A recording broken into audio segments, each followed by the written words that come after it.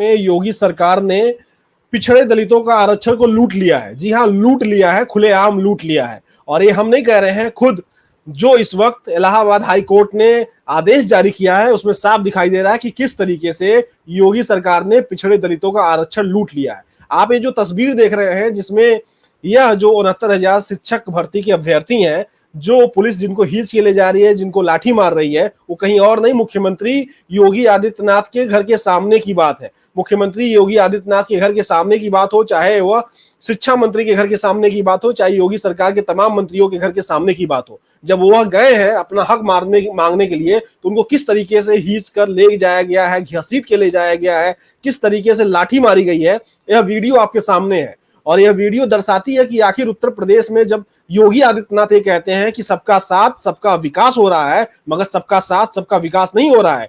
सबका साथ तो होता है मगर विकास अपने समाज के लोगों का होता है। पिछड़े दलित को जब वो कहते हैं कि हम हिंदूवादी सरकार है, उनके सरकार के लोग कहते हैं कि हिंदूवादी सरकार चल रही है, तो क्या हिंदूवादी सरकार में पिछड़े दलितों का अधिकार जो है, उनका हक जो है, उसको लूट लिया जाता है और वो जब जाते हैं तो उनको लाठी मारी जाती है। आप ये जो बच्चे देख रहे हैं, जो लड़के आपके सामने जिनको पुलिस खींच के ले जा रही है और घसीट के ले जा रही है, ये कोई और नहीं, ये भी हिंदू है और इनको लाठी मारा जा रहा है। यह है स्थिति। इस मुद्दे पर आज हम चर्चा करेंगे। हमारे साथ डॉक्टर संदीप भी जुड़े हुए हैं और अर्चना जुड़ी हुई है। दोनों लोगों का हम आपको परिचय बता दें। डॉक्टर संदीप सर जो हैं दिल्ली यूनिवर्सिटी के प्रोफेसर हैं, दिल्ली यूनिवर्सिटी से हैं और काफी ज्यादा इस मामले को लेकर, आरक्षण के मामले को लेकर और सामाजिक मामले को लेकर काफी ज्यादा सचेत रहते हैं।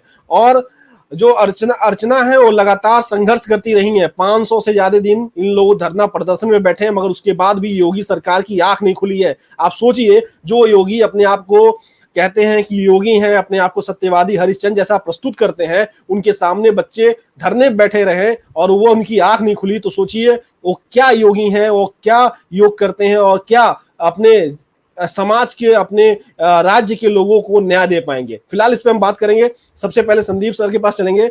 आप इसको कैसे देख रहे हैं सर, जो सुप्रीम हाई कोर्ट ने फैसला दिया है और अभी कहा जा रहा है इसमें खास बात कि इस मामले को सुप्रीम कोर्ट भी ले जाया जा सकता है, क्या इसको लटकाने और भटकाने की कोशिश होना शुरू कर दी गई है, या अभी भी सरकार के पास समय है, मुख्यमंत्री के पास समय है, मुख्यमंत्री को क्षमा मांगना चाहिए और इन लोगों को तत्काल प्रभाव से नियुक्ति दे देनी चाहिए?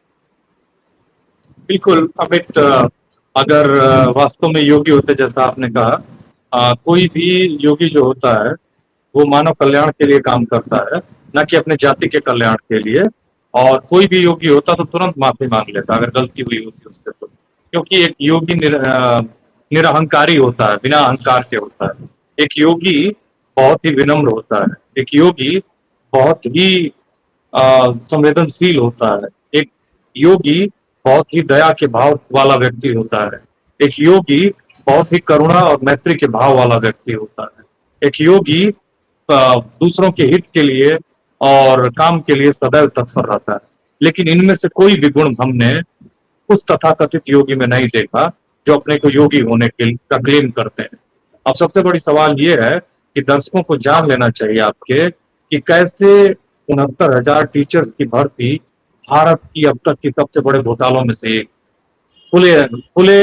खुलेआम दिन दहाड़े इन युवाओं का, बेरोजगारों का, जो वंचित समाज के बेरोजगार हैं, जो ओबीसी समाज के बेरोजगार हैं, जिनके पास कम जमीनें हैं, जिनके माँ बाप IAS नहीं है, जिनके माँ बाप डॉक्टर, इंजीनियर, पुलिस इंस्पेक्टर नहीं है, जिनके माँ बाप सामान्य लोग हैं, उन्होंने बहुत मेहनत से पास किया टेट, उन्होंने बहुत से मेहनत से वो विश्वविद्यालय पहुंचे, डिग्रियां लिया और बहुत मेहनत से बेचारे ये एग्जाम पास कर पाए। जो पास किया इन्होंने, तो इनके पास कहीं कुछ मैंने इनके रिजर्वेशन की लूट मार कर ली गई।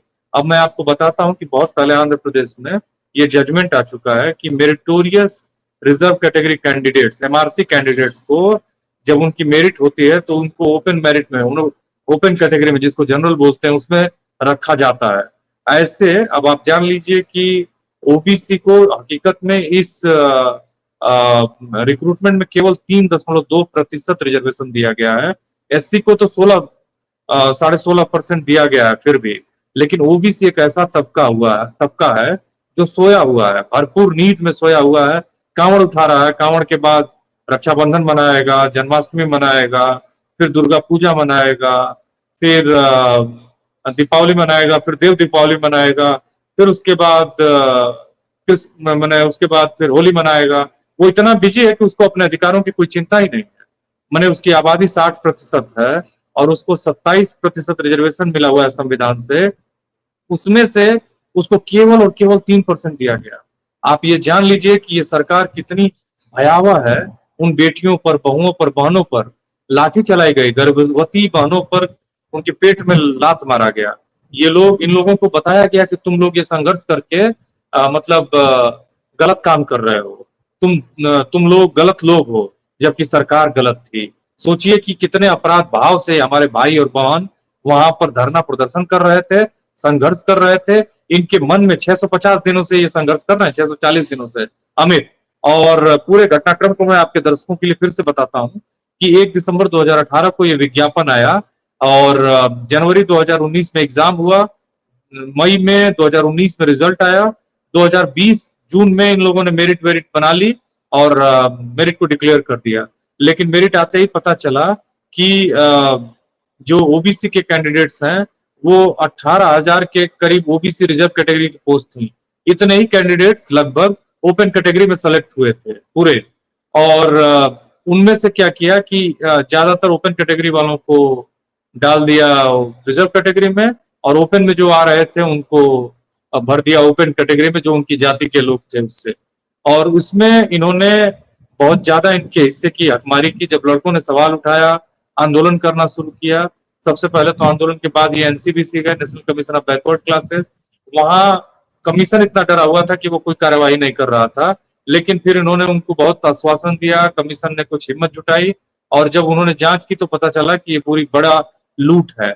उसके बाद अमित एनसीबीसी ने इसकी जांच की और बताया कि ये गलत है, इसको आप सही करिए, रिवाइज लिस्ट बनाइए। रिवाइज लिस्ट के नाम पर सरकार ने आश्वासन तो दिया लेकिन किया नहीं। फिर लड़के मजबूर होकर कोर्ट गए, सिंगल बेंच का जजमेंट आया और उसने कहा कि भाई आप इस लिस्ट को सुधारिए, फिर से बनाइए और उसके बाद जो लड़के उसमें फिगर होते हैं, आते हैं, उनको अपॉइंटमेंट दीजिए। उन्होंने, सरकार ने 6800 ऐसे बच्चों को आइडेंटिफाई किया, हालांकि वो पूरा सही नहीं था, लेकिन उन 6800 बच्चों को भी आइडेंटिफाई करने का वादा करके किया कि हम करेंगे और उसके बाद वो मुकर गए, उसको भी नहीं किया। इधर बीच मुख्यमंत्री बच्चों से 22 वाले चुनाव से पहले मिले और उसके बाद उन्होंने कहा कि हम कार्रवाई करेंगे, चुनाव में जीतते ही वो इससे मुकर गए। फिर बच्चे 22 से बैठे हुए हैं और ये 650 दिन हो गए मोटा मोटी, और बच्चे लगातार धूप छांव, बरसात, जाड़ा, गर्मी, ये दुनिया के बड़े आंदोलनों में से एक आंदोलन है। और जब इनको डबल बेंच का जजमेंट आया है तो थोड़ी राहत मिली है। वो जजमेंट भी वही है कि 3 महीने के अंदर आप पूरी लिस्ट को फिर से बनाइए और जो मेरिटोरियस रिजर्व कैटेगरी कैंडिडेट हैं उनको आप उसमें ओपन कैटेगरी में डालिए और जो कैटेगरी में आ रहे हैं उनको कैटेगरी में प्लेस करिए और प्लेस करने के बाद इनके साथ न्याय करिए। तो अभी ये जीत हुई है, लेकिन इस जीत के दौरान जो संघर्ष था उस पर हर किसी ने सवाल उठाया। हर कोई शक की नजर से इन लड़कों को देखता था, इनको मजाक उड़ाता था, इनका तिरस्कार करता था, इनका अपमान करता था। और वो दिन, वो अपमान कैसे वापस आएगा? वो संघर्ष जो इतने दिनों से, जो नौकरी 2018 से शुरू होनी थी 2019 से, वो अब 2024 बीतने वाला है। क्या इनको 2025 में भी मिल जाए? क्योंकि सरकार जो है, मैं एक चीज और बता के अपनी बात खत्म करूंगा कि सरकार जो है, सरकार बेसिकली हार चुकी है। अगर इनको अपॉइंटमेंट नहीं देगी तो भी बदनामी है, क्योंकि वो ओबीसी के कंधों पर आई हुई सरकार है। प्रदेश में 85-87% ओबीसी SC ST के लोग हैं, उन्होंने जम के बीजेपी को वोट दिया था। और अब ये अगर सरकार इनको रिक्रूटमेंट भी देती है तो ये बात तो पता चल जाएगी कि इनकी हकमारी की गई थी और अब हार के सरकार ने 5 साल बाद इनको वो दिया है, हिस्सा दिया है। तो अब मसला ये बनता है कि सरकार अगर देती है तो भी मुश्किल है और नहीं देती है तो भी मुश्किल है। इसलिए वो अपनी इज्जत बचाने के लिए सुप्रीम कोर्ट में जाएगी और वहां भी हारेगी। और उसकी टेक्निक ये है कि वो उसको कैसे भी डिले किया जाए। जिन लोगों को उन्होंने गलत ढंग से नौकरी दी है उनके परिवार भी नाराज होंगे और वो भी इनको अगले चुनाव में वोट नहीं देंगे। तो हर तरफ से नुकसान है सरकार का, क्योंकि गलत काम का गलत ही नतीजा होना है। तो सरकार बुरी तरह से फंस चुकी है। जातिवाद का नतीजा अपमान ही होना है।